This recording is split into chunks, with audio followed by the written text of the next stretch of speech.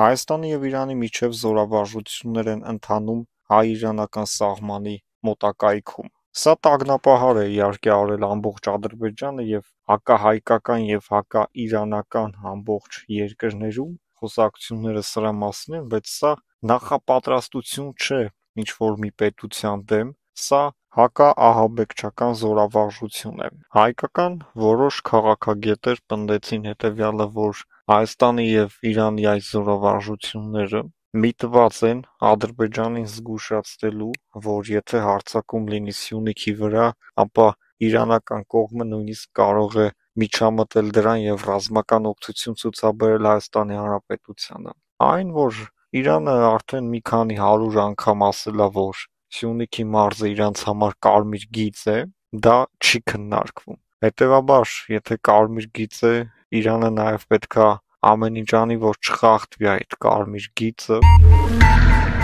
և Ադրբեջանի, Թուրքիայի, Ռուսաստանի համար Իրանի այս գործելաոճը Սյունիքի հարցի շուրջ անընդունելի էր, և նաև Մոսկվա գնաց Իրանի նախագահը, որ Պուտինի հետ քննարկվի այս հարցը, որովհետև Պուտինը շահագրգռված է, որ Թուրքիայի հետ բացվեն այդ ճանապարհները, որը միայն խանգարում է Հայաստանի Հանրապետությունը իր Սյունիքի ճանապարհը չի տալիս ադրբեջանցիներին։ Նույնիսկ Մոսկվայում Իրանի ղեկավարը հրաժարվեց, ասաց, որ դա իրանց համար անընդունելի է, մանավանդ երրորդ ուժերի ներկայությունը և կապ չունի դա կլինի ռուս, թուրք, թե ֆրանսիացի։ Եթե Հայաստանի Հանրապետությունը դրան դեմ է, ուրեմն Իրանը Հայաստանի Հանրապետության կողքին է և այդ ճանապարհը որևէ երրորդ պետության վերահսկողությանը չի կարող հանձնվել։ Այսպիսով Իրանը տապալեց այդ ուժերի նկրտումները առ այն, որ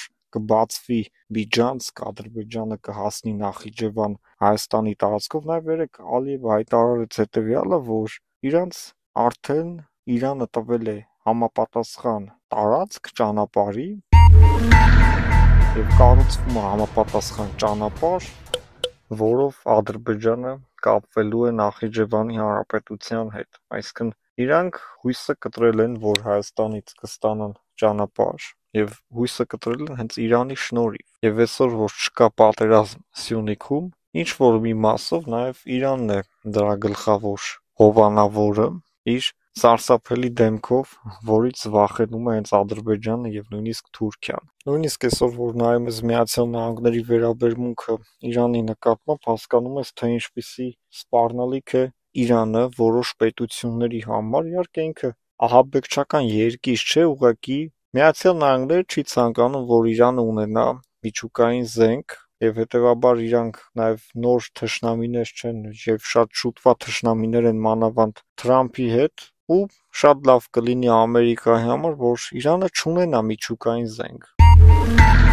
Բայց Իրանը տարբեր տեսանյութեր են հրապարակում, թե ինչպիսի զենքեր ունի, ստորգետնյա ինչպիսի զորանոցներ ունի Իրանը, ինչպիսի զենքեր են այնտեղ տեղակայված, որ նույնիսկ Միացյալ Նահանգները չգիտի դրանց տեղը և դրանք կարող են հանկարծակի կրակ բացել Իրանի թշնամիների ուղղությամբ, և միգուցե նաև Հայաստանի Հանրապետությանը այդքան էլ լավ չեն վերաբերվում Ամերիկայից այսօր, որովհետև Հայաստանը ունի Իրանի հետ լավ հարաբերություններ, ռազմավարական նշանակություն ունեցող հարաբերություններ, և Հայաստանը ամեն գնով դրանք ավելի խորացնելու է և ծաղկացնելու է, որովհետև մենք հարևան պետություններ ենք, բարեկամ եղբայր երկրներ ենք, և Իրանը միշտ էլ իր խոսքի տերն է եղել, գոնե գիտես իրանք հավասարակշռված քաղաքականություն են վարում, ոչ թե սրա-նրա հետ առևտուր անել, ծախելու ստոր գործարքների մեջ են ռուսների նման։ Ալիևը պնդում է, որ Ֆրանսիան դեմ է Հայաստանի և Ադրբեջանի միջև խաղաղության համաձայնագրի բովանդակությանը, այն թե ինչ է անելու Հայաստանը և ինչ է անելու Ադրբեջանը ըստ այդ խաղաղության համաձայնագրի, որի մեծամասնությունը հայ ժողովուրդը տեղյակ չէ, թե ինչ է գրված այդտեղ, միայն մենք վերջերս իմացանք, որ խոսքը գնում է այն մասին, որ պետք է սահմանից դուրս գան եվրոպացի դիտորդները, պետք է Հայաստանը իր դիմումները ետ վերցնի ընդդեմ Ադրբեջանի եվրոպական դատարանից, այսինքն սրանք բաներ են, որոնք խաղաղության համաձայնագրի հետ կապ չունեն, բայց ադրբեջանական իշխանությունները այդ ամեն ինչը մտցրել են որպես պայման եւ երկար տարիներ քննարկվել է, Հայաստանը մերժել է եւ վերջին ժամանակներում միայն Հայաստանը զիջումների գնաց եւ ասաց, որ իրենք կողմ են, թող չլինեն դիտորդները սահմաններին, բայց լինի խաղաղության համաձայնագիր եւ հետեւաբար նաեւ ըստ էության խաղաղություն։ Բայց մենք այդ պայմանագիրը չենք կնքում, օրինակ, ինչ-որ մի ժողովրդավար երկրի հետ։ Խաղաղության պայմանագիրը Հայաստանը կնքում է մի պետության հետ, որը ահաբեկչական պետություն է, իր երկրի ղեկավարը դիկտատուրայի վառ ներկայացուցիչը դիկտատոր է, եւ Հայաստանը որևէ հնարավորություն չունի այդ խաղաղության պայմանագիրը խախտվելու դեպքում Ադրբեջանին ենթարկել պատասխանատվության։ Միակ պատասխանատվությունը կարա լինի այն, որ եթե խախտվի խաղաղության համաձայնագիրը, Հայաստանը իր ռազմական ուժերով փորձի ճնշել Ադրբեջանին, որովհետև միայն ուժի լեզվով են սրանք հասկանում։ Դա որևէ մեկը չի կարող հակառակը պնդել, ասելով, որ չէ, գիտեք, կարանք բանակցենք, ինչ պետքա բանակցենք մի մարդու հետ, ով չի ուզում բանակցել մեզ հետ։ Իհարկե Ալիևի խոսքերը դրանք մեզ համար ոչինչ չեն նշանակում եւ մենք չենք լսել Ֆրանսիայից նման հայտարարություն։ Ալիևի համար շատ լավ տարբերակ է խաղաղության համաձայնագիրը չստորագրել եւ մեղքը գցել հայերի եւ ֆրանսիացիների վրա, ասելով, որ Ֆրանսիան դեմ է, Հայաստանին ստիպել է, որ Հայաստանը չստորագրի, բայց ի սկզբանե Հայաստանը միջև այսօր հայտարարում է, որ մենք պատրաստ ենք ստորագրել, Ադրբեջանը չի գալիս, որ ստորագրի, Ադրբեջանը ասում է, որ հայերը գիտեն, թե ինչ պայման կա, եւ այդ պայմանը Հայաստանի սահմանադրության փոփոխությունն է,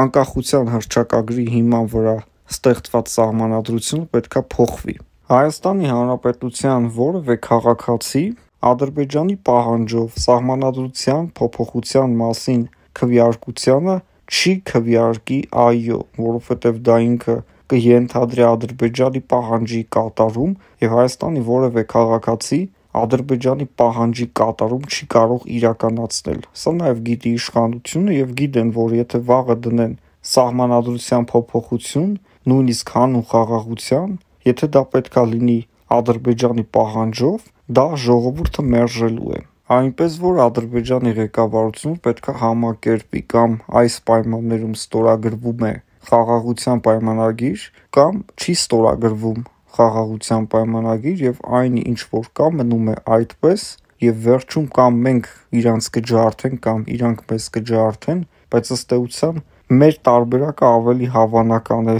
թվում, որովհետեւ մենք իսկապես կսնենք ոտքի կանգնել, Սուրեն Պապիկյանին շատ են քննադատում որպես պաշտպանության նախարար, բայց մենք կարող ենք ասել, որ շատ արդյունավետ գործունեություն է վարում Սուրեն Պապիկյանը, տարբեր երկրներից մարդը